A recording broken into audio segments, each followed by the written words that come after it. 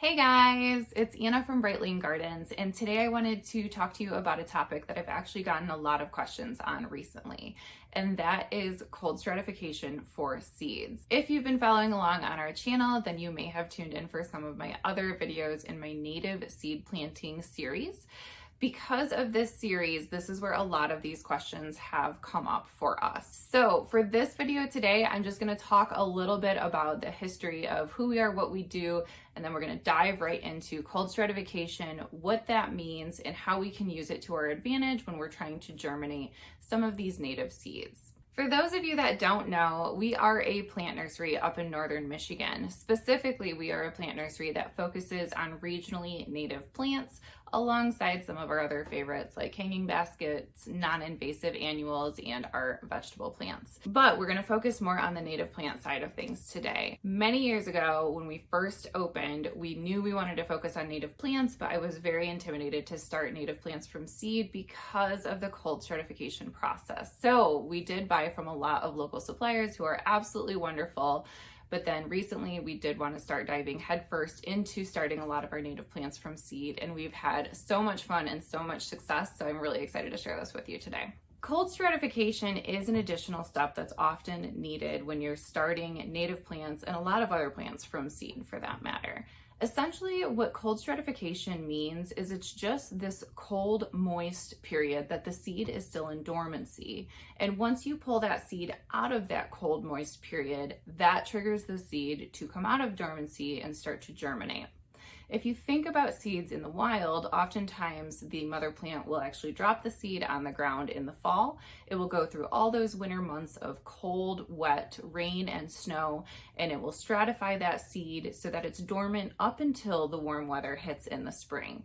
If you think about it from an evolutionary standpoint, this is a protective mechanism that prevents the seed from coming out of dormancy in the middle of winter when it would have no chance at germinating and growing into a mature plant anyway. So this process naturally happens outdoors. But when we're starting our seeds indoors, like we are here at Bright Lane Gardens, that's when it gets a little trickier and we actually have to fake that dormant period or that cold stratification period.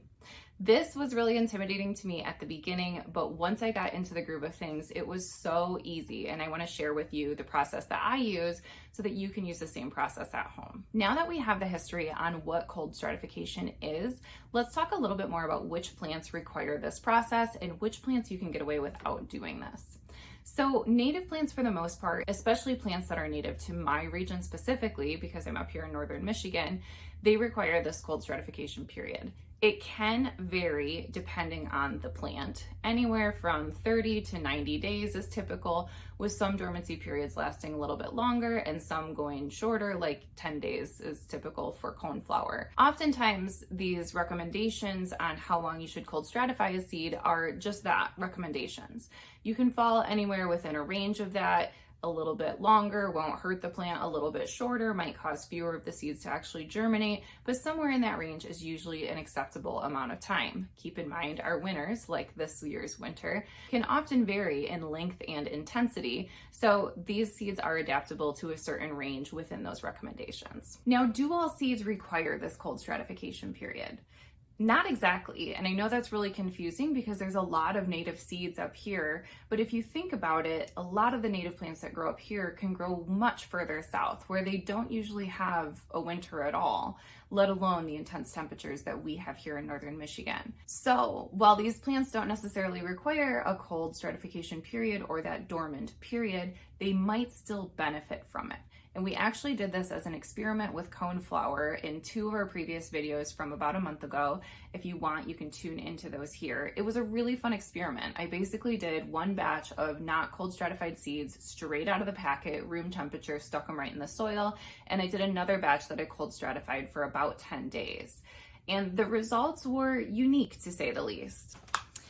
So this right here is a batch of my cold stratified seeds, which were actually planted after my non-cold stratified seeds, and they're doing significantly better at this point in time. My non-cold stratified seeds are still hanging in there, but they're not growing nearly as quickly as my cold stratified seeds are. Now, that's not to say that the non-cold stratified batch isn't going to turn out. It certainly will. It's just that they grew a lot slower, they all germinated at different rates, and for me, as the owner of a plant nursery trying to increase our inventory with these seeds, it was not a viable solution for me because I need all my plants to sprout at the same time. That's why I like this nice uniform tray of coneflowers a little bit better. For the best and most up-to-date information on what your seeds might need for cold stratification, you should definitely seek out a professional resource online. There's a lot of them I can list in the description below just for some of our more common native plants that I like to plant, but don't trust the back of your seed packet from your big box store to tell you exactly what that native plant needs. Take it one step further and just do a little bit of research online so that you can be better equipped to ensure that the majority of your seeds will germinate. For my cold stratification process, I have two primary methods, and these methods will depend on the size of the seed. I like to separate my seeds into two different sizes, and that is large enough that I can pick up with my fingers or too small and I can't pick it up with my fingers. So for the larger seeds, the ones that are easy to see, easy to pick up one at a time and place into my pots, I use the coffee filter method. I'm going to use my nodding onion as an example. So these nodding onions, I actually started my cold stratification on February 1st. We are almost at the end of March here. And nodding onion has a stratification period of 60 days. So I'm actually right at the point where I can go ahead and plant these up. So excited to do so. Don't have time to do it today, but this will be on my list next. So I got all that information from my bag that I clearly labeled when I first started my stratification process way back in early February. That is tip number one. Make sure you always label your bags because you will never remember what you planted in them, I promise you. Next, I'm gonna open up my bag and I'm gonna reach in, and inside I have a wet paper towel that is folded around a little coffee filter pouch here. Inside of this coffee filter pouch are all of my nodding onion seeds. These ones are nice and easy to see, and that makes them a lot easier for me to use with the coffee filter method. So back in early February, when I first put this packet together, I took my seeds, gave them a great rinse in a strainer right out of the sink, and then I put them into this coffee filter. Now, the coffee filter serves a simple role. That is, one, to keep all of my seeds together in one spot, and two, to keep and maintain a moist environment for these seeds during this cold stratification period. The paper towel that I added around my little seed packet here was also used just to increase that moisture level, and the baggie just helps me keep everything contained in one sterile spot. And with that plastic baggie, the paper towel, and the coffee filter, this completes our coffee filter method. We would basically stick this entire packet right inside of a refrigerator for the recommended amount of time for that dormancy period, after which we can pull it out and plant these guys into soil. One important note is you should always use the refrigerator anytime you're doing this cold stratification process. The freezer is too cold, and freezing the seeds does not have the same effect that putting them in the refrigerator does. It doesn't speed up the process, I promise you. I looked it up early on. We have to do it the new old-fashioned way by sticking them right in the refrigerator. Now, my second category of seeds were seeds that were too small for me to pick up with my fingers. There are a lot of seeds that are this size, and personally I find them very frustrating to work with, but a lot of times they produce beautiful plants, so we of course have to live with it. I use a slightly different method for cold stratifying these smaller seeds, and that is using wet sand. This is just your typical play sand that you can pick up at your local hardware store. I moisten that nice and moist, and then I thoroughly mix my seeds into this sand mixture, trying to make sure that I'm using a relatively small amount of sand per seed so that it's easy for me to spread out into a tray without having too many bare spots. This example that I have here in my hands is actually foxglove beard tongue. This has a cold stratification period of only 30 days, and I started these at the beginning of March, so we're also coming up on the time frame when I can go ahead and plant these guys too. Working with seeds this small does come with its own set of challenges, so I'll likely do a tutorial when I plant these up just to walk you through what my process is for the really tiny seeds. There is one other variation in this cold stratification process, and that is called double dormancy.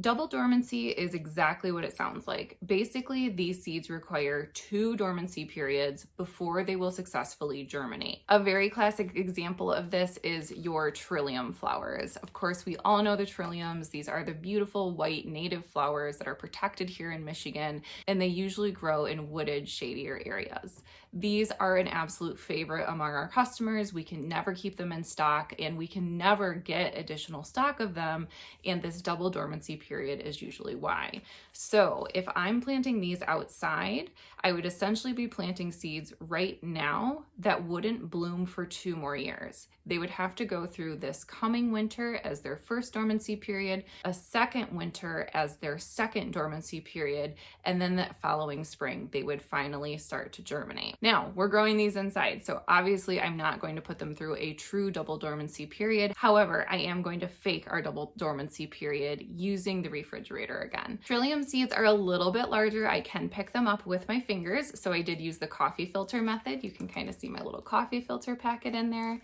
Now, what I did with these guys is I packaged them up on February 2nd, which was about 2 months ago.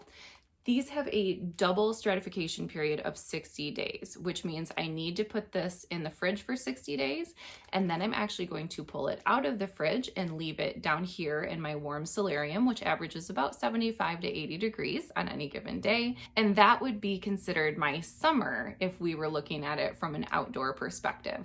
So 60 days in my refrigerator is winter number 1, and then 60 days in my warm solarium is summer number 1. After that, I'm going to put it back into the refrigerator for another 60 days.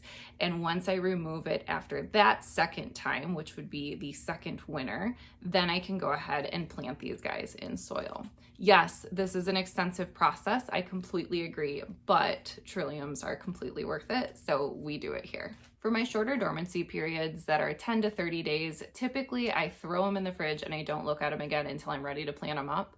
For anything longer than 30 days, I do recommend checking in on them every 10 to 15 days just to make sure that that coffee filter is still moist, that no mold has started to grow, and that none of your seeds have started to germinate.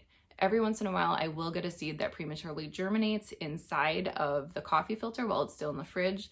Definitely pluck that seed out and any others that look like they're about to emerge, because those will actually turn into mold if you leave them in the fridge along with your other seeds.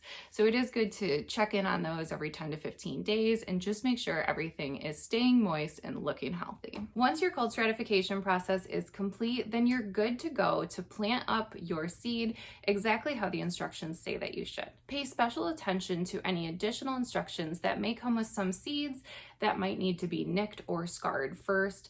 Blue false indigo or blue wild indigo is one native plant that comes to mind right away. They do need to be scarred, which I do with a little bit of sandpaper just to rough up that outer shell of the seed. Then I put it into its cold stratification period, and then I'm able to plant them in the soil. Planting native seeds certainly comes with its own set of special instructions, but for someone like me, it's so worth it, and it's a very rewarding experience to watch these plants come to life and live for so many years out in my yard. If you're just starting out your journey on planting native seeds and you're feeling a little apprehensive about some of the processes, I recommend starting with some of the easier varieties. Coneflower is certainly one of the easiest plants I've ever grown. Milkweed has a really high success rate as well, and these seeds are really widely available. Start out with a couple easier plants that have a shorter cold stratification period so that if you make any mistakes, you won't have to wait too long until you can try again. That's all I have for my video today, but if I missed any topics or if you have any questions for me on my cold stratification process, please don't hesitate to leave them in the comments section below. As always, I sure do appreciate you spending time on our channel today. It benefits small businesses like ours so much and helps to spread the word about the importance of native plants. Thank you so much for tuning in today, and I sure hope to catch you next time. Goodbye.